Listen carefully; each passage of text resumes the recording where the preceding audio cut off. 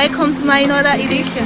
Tonight we are going to talk about quelque chose de très important. Nous allons parler de l'hypertension artérielle. Je suis sûre, comme dans mes vidéos précédentes, je vous ai dit que je serai accompagnée des confrères. Alors aujourd'hui, je suis accompagnée du docteur Doucouré Mohamed qui va nous parler de l'hypertension artérielle. J'espère que vous serez satisfait après son réel aperçu sur ce que c'est une pathologie tueuse silencieuse. Bonsoir à tous et à tous, je suis le docteur Doucouré Mohamed. Aujourd'hui, nous allons vous proposer un thème très important qui parle d'une maladie très grave. Il s'agit bien de l'hypertension artérielle. Pour bien aborder ce thème, nous allons obéir au plan suivant.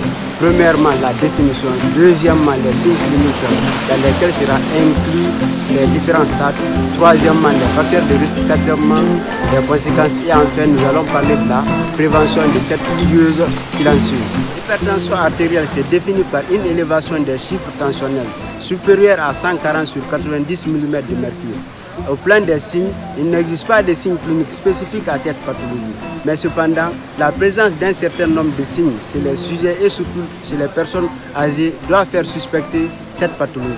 Premièrement, nous avons les fatigues, essoufflements, douleurs dans les poitrines, écoulement de sang par les narines, bourdonnement d'oreilles, douleurs dans les poitrines. Après ces signes, il suffit juste d'aller au cabinet pour prendre la tension artérielle pour confirmer cette pathologie. On n'a pas besoin de faire des examens complémentaires. Après ces signes, nous allons à présent parler des différents stades qui conditionnent impérativement la prise en charge de cette pathologie.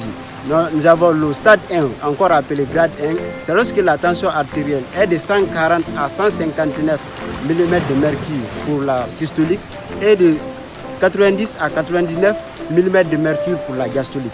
Le grade D, c'est lorsque la tension artérielle systolique est de 160 à 179 mm de mercure et la tension artérielle diastolique 100 à 109 mm de mercure. Le grade 3, encore appelé le stade 3, c'est lorsque la tension artérielle systolique est supérieure à 180 mm de mercure et pour la diastolique supérieure à 110 mm de mercure. Donc, après ces différents stades, à présent, nous allons vous parler des facteurs de risque liés à cette maladie. Il existe deux catégories de facteurs de risque. Nous avons les facteurs de risque modifiables et les facteurs de risque non modifiables. Parmi les facteurs de risque non modifiables, nous avons l'âge, le sexe et l'hérédité. Parmi les facteurs de risque modifiables, nous avons l'obésité, l'alcool, le tabac et la sédentarité. Donc, les conséquences de cette maladie chronique sont nombreuses et varient en fonction des organes, parmi lesquels nous avons l'AVC qui représente 40% des complications et c'est la plus redoutable. Au niveau cardiaque, il peut entraîner l'infarctus du myocarde. Au niveau des membres inférieurs, nous avons l'artérite. Au niveau rénal, ça peut entraîner des insuffisances rénales. Et l'atteinte oculaire n'est pas à oublier, pouvant même conduire à une perte de vie, encore appelée la cécité. Donc, mesdames et messieurs, vous avez un peu compris cette maladie grave. À présent, nous allons parler de la prévention qui nous permettra d'éviter cette maladie. Il suffit donc juste d'agir sur les facteurs de risque modifiables. Donc, consommer moins de sel, donc à moins de 8,5 mg de sel par jour. Consommer moins gras et faire une activité physique régulière. Et enfin, il faut diminuer le stress. My fellow people, I hope that you got your satisfaction. J'espère que vous avez vraiment été très satisfait du travail de mon cher ami et confrère Doucouré Mohamed.